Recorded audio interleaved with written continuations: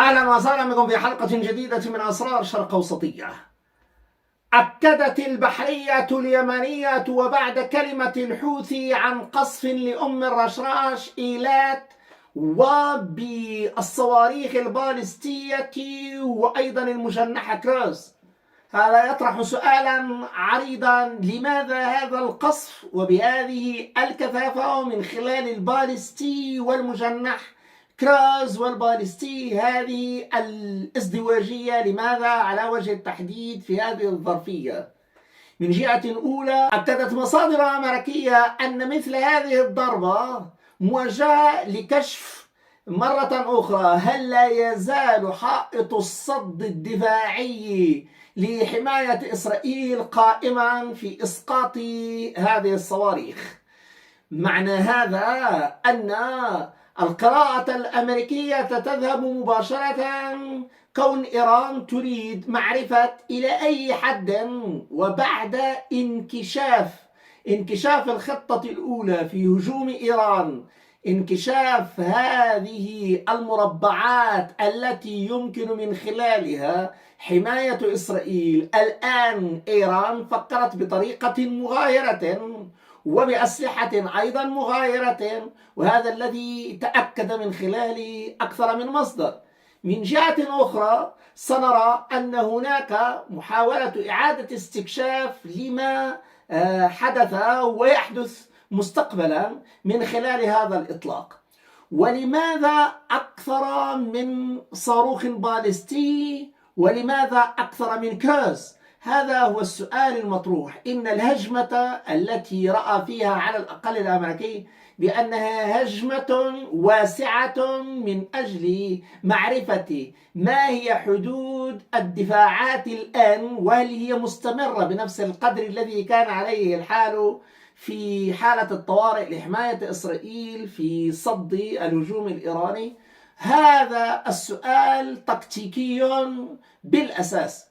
من جهة أولى، فإن البحرية الإسرائيلية، وهذا قد يعد بمثابة قراءة إسرائيلية للاستخبارات من مكتبها في قبرص عبر تسريب، فإن إسرائيل تعتقد أن هذه الهجمة موجهة بالأساس إلى إيلات، إلى هذه المنطقة على وجه التحديد، من أجل محاولة إخراج هذا الميناء.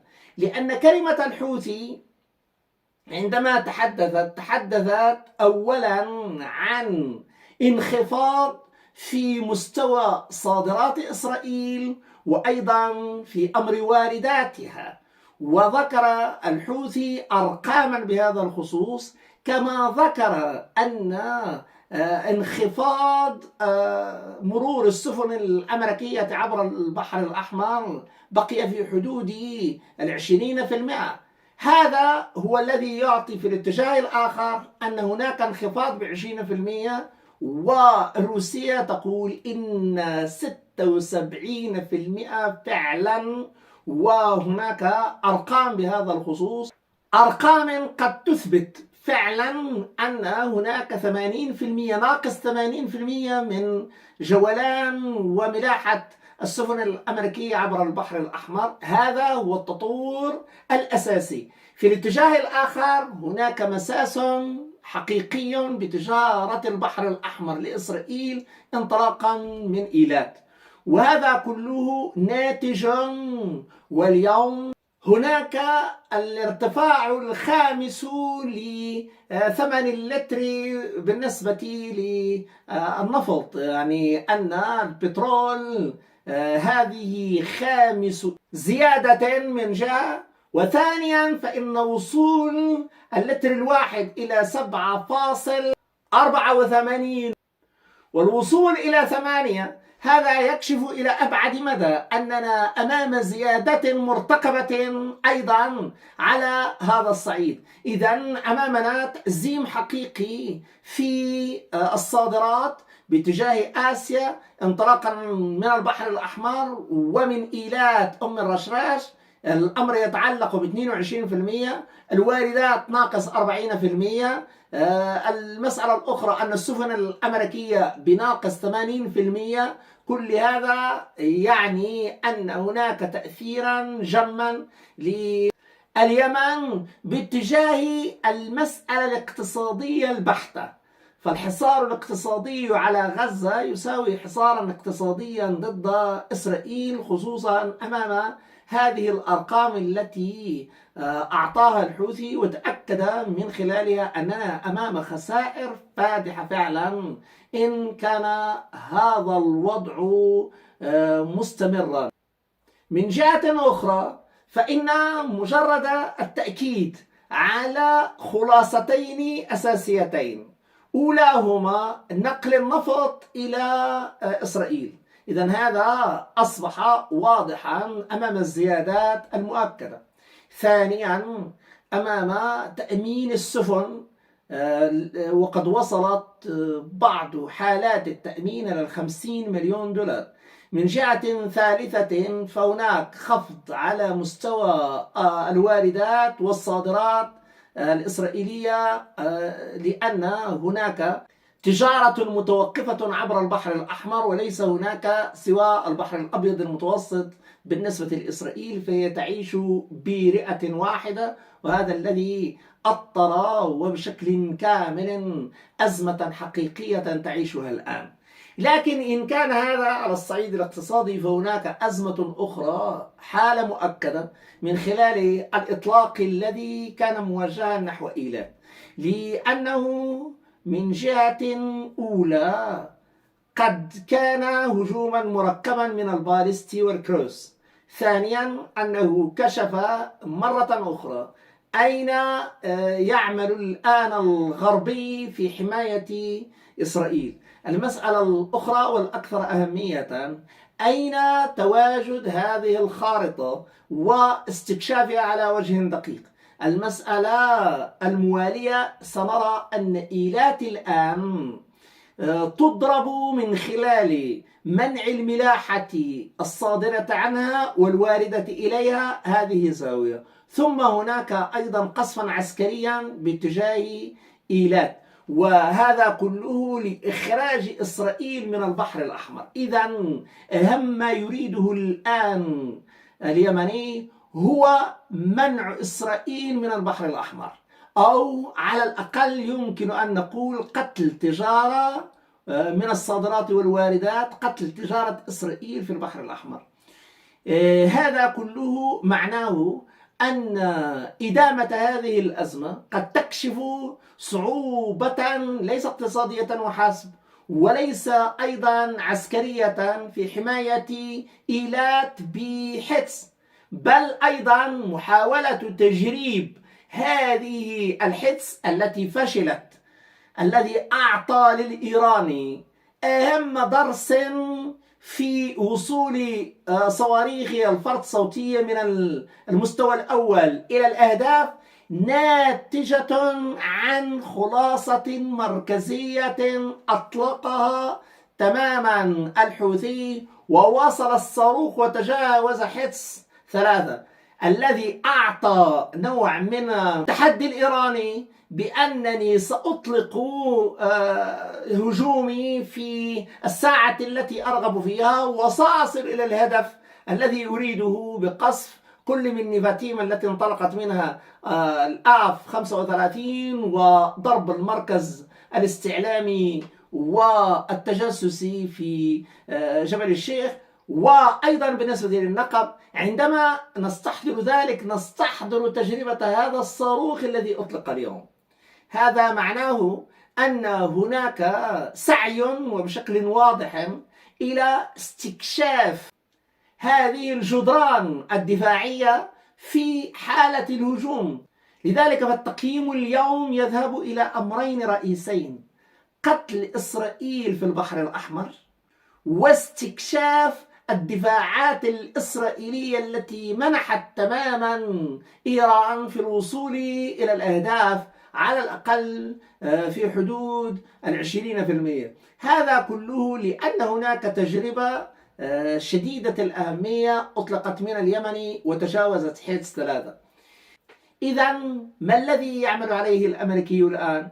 الأمريكي أتى بثاد وحرك ثاد وحرك منظومات أخرى خصوصا في منطقة إيلات وأيضا في مناطق أخرى. على كل حال إيلات اليوم هي محصنة على الأقل نموذجين لهذه الصواريخ التي لم تستخدم إلا في أمريكا وفي أم الرشراش الآن.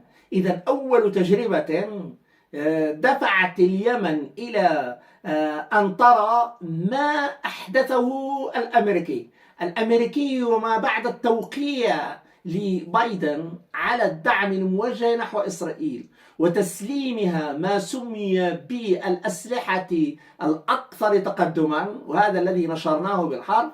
فإن اليوم هناك تجريب لهذه الأسلحة المتقدمة للغاية، وأول ما يراه على الأقل الإسرائيلي فإن حدس 3 سنجد أن هناك صواريخ أخرى أو منظومة أخرى.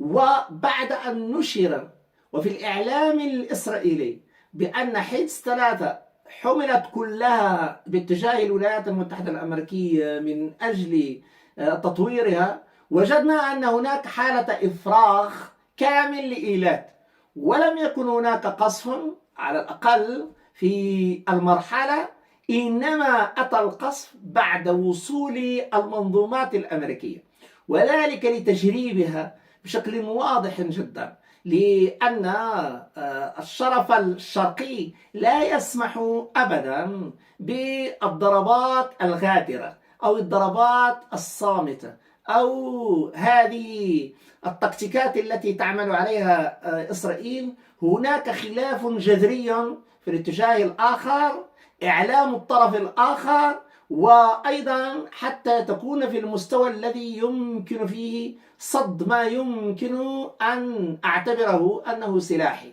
لذلك فهذه المروءة التي كشفها على وجه التحديد نائب وزير الدفاع في تقييم هذه الوضعية، لماذا الشرقيون يتبنون تنظيم صغير جدا في الضفة أو في أي مكان ويكون من 5 أشخاص يتحمل مسؤوليته ويعطي اسما محددا ويقول أنا الذي فعلت، يتحمل مسؤوليته بشكل كامل دون أن يخلط ما بين ما يراه وما بين أجهزة بلاد أخرى أو أن يلعب في ظلمات ما. إذا هناك المسؤولية ولو من أفراد أو من فرد واحد، هذه المسؤولية لا نجدها في الطرف الآخر. المسألة الأخرى أن لا غدر، فهناك قيم أساسا، هذا الذي دفع البعض إلى القول لماذا هناك حديث عن الرد مثلا الإيراني. حديث عن الرد الإيراني لأن الكل يعلم وبوثوق بأن إمكانية الوصول حالة ممكنة وأن هناك إشغال وغير ذلك، ورغم وجود حلف غربي وصلت الصواريخ إلى أهدافها. في كل الأحوال اليوم هناك تجريب لمنظومتين أمريكيتين في إيلات. إذن هذا هو التطور الاستثنائي الذي يمكن تأكيده اليوم، ويمكن الجزم بأن لا إسقاط لصاروخين على الأقل وصل إلى إيلات، لكن كان الصد قبل دخول الأجواء في إسرائيل. إذن هذا هو التطور الذي يمكن تأكيده اليوم بتجاوز الجدار الدفاعي لمرتين على الأقل، وهذا يعتبر إنجازا في هذا الهجوم المركب بين كل من كروز وأيضا بالنسبة للبالستي. وهناك تجريب على البالستي للمرة الثانية، وهذا الذي أخذ الأمريكي على عاتقه أن يتعامل مع الأيجس، يعني أن النظام الوحيد الآن الذي يسقط البالستي. وواقع الحال فإن أهمية الفرط صوتي الآن، وأمامنا تطوير لمجنح هو الذي وصل إلى إيلات. هذا المجنح هل استخدم أم لم يستخدم؟ واقع الورقة الأمريكية تؤكد أن الهجوم الآن ليس هجوما بغير الصواريخ التي عرفها الأمريكيون، يعني أن هذه الصواريخ كانوا يعرفونها، وأن ما حدث بالنسبة للصاروخ الذي أطلق واخترق حدس بشكل كامل ولم يستطع اعتراضه فإن هذا لم يجرب بعد. على أي إذن أمامنا المحاولة الرئيسة لوضع إيلات تحت هذه الصعوبة الاستثنائية. وهنا نأتي إلى داروين. هذه السفينة التي انطلقت من ميناء يمني الشيخ عثمان وكانت متجهة إلى جيبوتي، إذن كانت منطلقة في 7:08 انطلقت في الأقمار الصناعية الأمريكية، نتحدث عن 7:23، ثم كانت في اتجاه جيبوتي. الغريب أننا في الأقمار الصناعية غير الأمريكية فإن الميناء غير معروف، ففي الأقمار الصناعية الأمريكية نرى أن هناك وضوح بشكل كامل بالنسبة للميناء الذي ستصله هذه السفينة داروين 5 بعلم ليبيريا.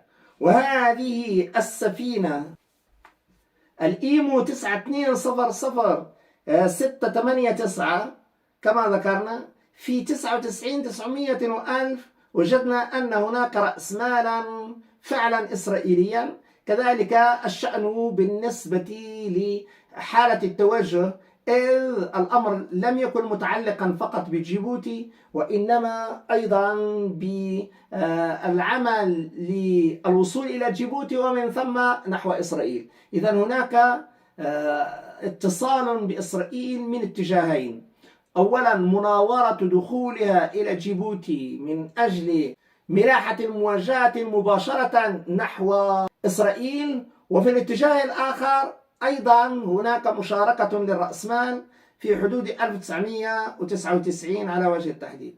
إذن الأمر هنا دقيق للغاية بخصوص إعدام وجود إسرائيل في البحر الأحمر، ومن ثم أيضا عدم الوصول ولو بطريقة غير مباشرة. هذا أيضا تستكشفه اليمن، فضربت داروين 5 لسبب بسيط، لأن أمر الانتقال إلى جيبوتي ليس أكثر من مناورة للوصول إلى إسرائيل. شكرا جزيلا وإلى اللقاء.